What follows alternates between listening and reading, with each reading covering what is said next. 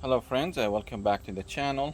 Today we are unboxing, assembling and using just a little bit this table saw from Kobalt.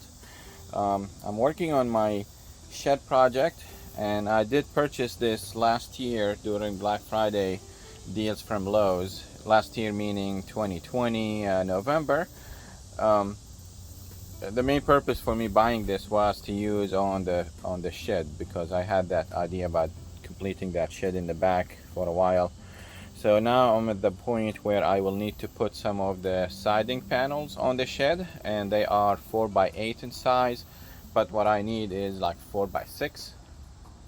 So I need to trim about 1.5 or 2 foot from the top, and this is a perfect machine for that. So that's the story behind it, because I'm just a homeowner. I'm not a professional carpenter or anything. So anyhow, the total cost for this, including some discount and some I guess taxes, and the shipping wasn't included as well. They delivered this to my home. It was $224 or $242, one or the other. Um, so I went ahead as well and I purchased um, a roller to go with it. This is just the standard roller support stand. This was like $20, maybe 18, don't remember. And then I also purchased this blade from Home Depot. This is a 10-inch blade, 60 carbide teeth each.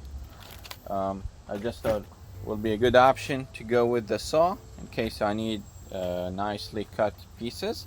The table saw itself comes with a 28 teeth blade. So 28 is not bad, it's good, but 60 teeth is better. And these two were on sale. I don't remember the price honestly, but I want to say like $30. If you want to look up the deals for Home Depot, um, 2020 Black Friday deals, this is on there. That way you will know the price. So I'm gonna go ahead and let me show you maybe one more shot. This is a Vanti Pro, the brand name is. There is two of them. And then the blade, the roller support is standard. Any Lowe's store will have this. So that's it. We'll leave them on the side for now. So going back to the table saw, this is a 10-inch blade in there. Hence I bought the 10-inch blades. This is a 15 amp motor, and it includes the stand with the wheels as you see in the picture. So that was really the main thing I wanted, is the wheels, so I can wheel it. I have the miter saw also from Kobalt, which also has a stand and stuff, and that was really nice. I used it a lot, rolling it around. This will be nice also. So let's see some specifications on top. It says 30-inch right rip capacity and 17-inch left rip capacity, and it has a quick folding stand as we said. Quick release locking rib fence with 3 aligned stops for easy and accurate cuts. Let's see, I will perhaps turn it around.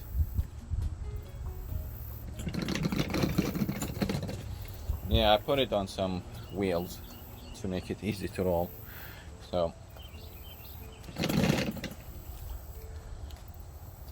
maybe the back is better on. There we go. Let me lower the camera down. Let me pause it though.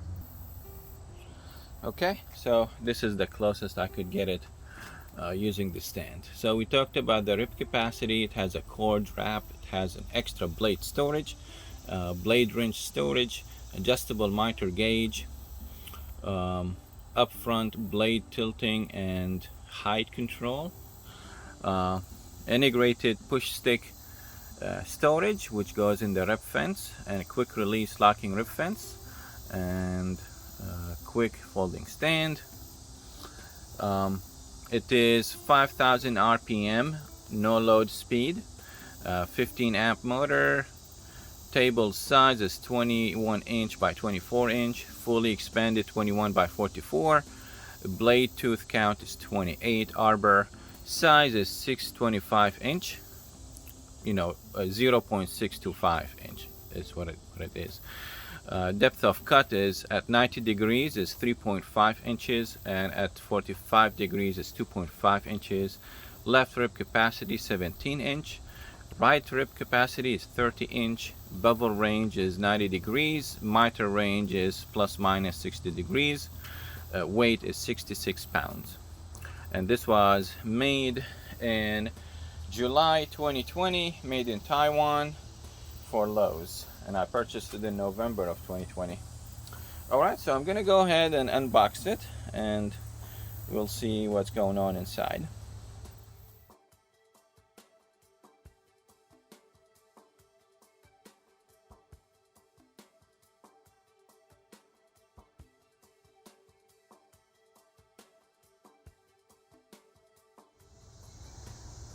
Hello friends, so I completed the assembly of this Kobalt table saw.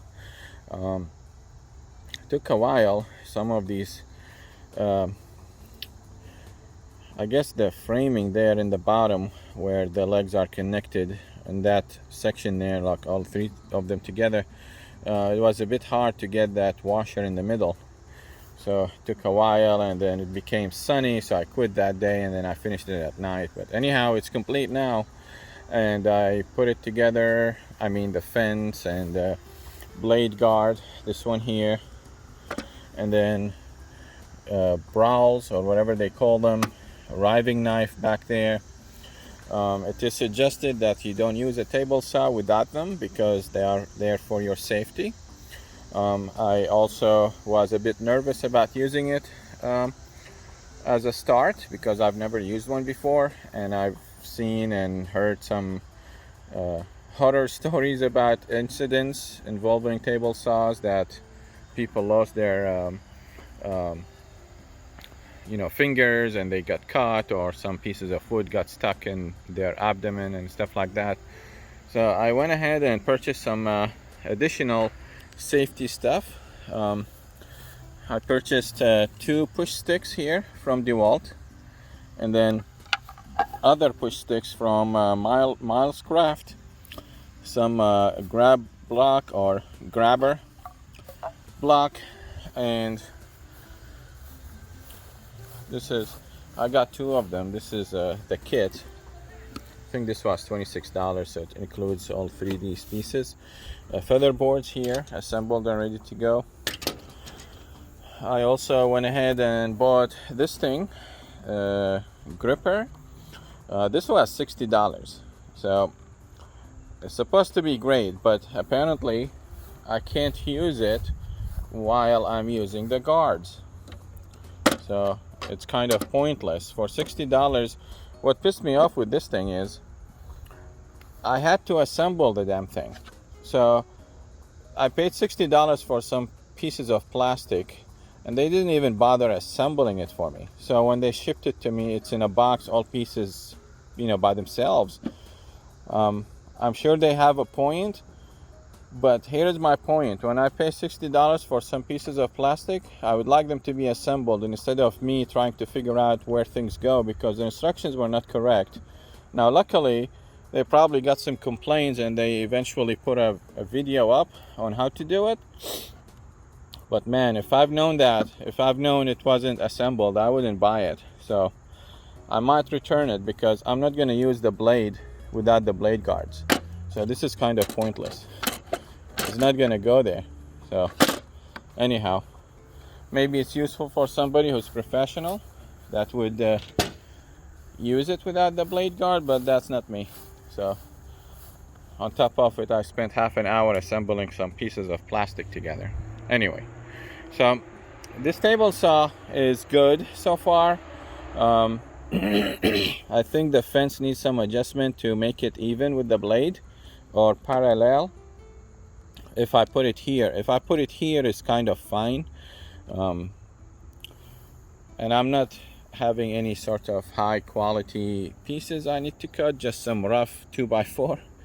So these are some leftover pieces I had from my shed build, and I'm cutting them in half.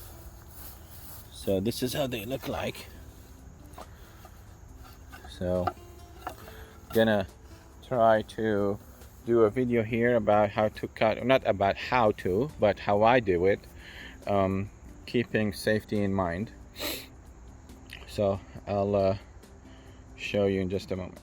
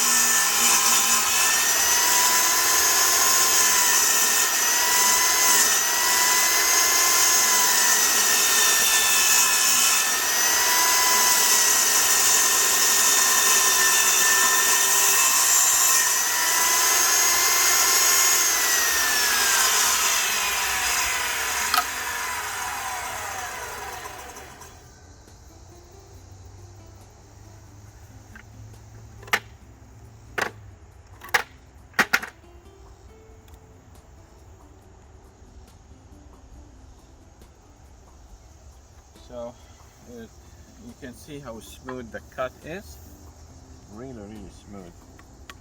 So I was trying my best to be safe, and you can see it is very straight.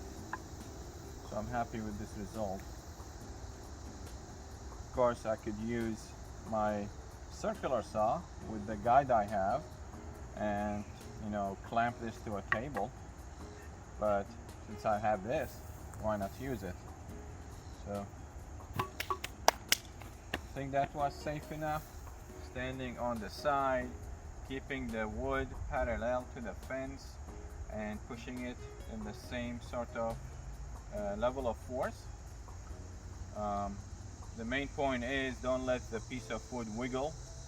Now hopefully or supposedly these two will prevent my hand from going in there, and then this prowl supposed to keep the piece of wood from shooting back, and my pieces are long, so it's less likely for them to get caught than a smaller piece if you are doing like a cross cut. So if I'm doing a cross cut, I will probably not do it on this. I'll just do it on my miter saw, or you know, something else, not this. Anyway, I hope this is helpful. If you have questions, leave them in the comment section below, and don't forget to subscribe. Cheers.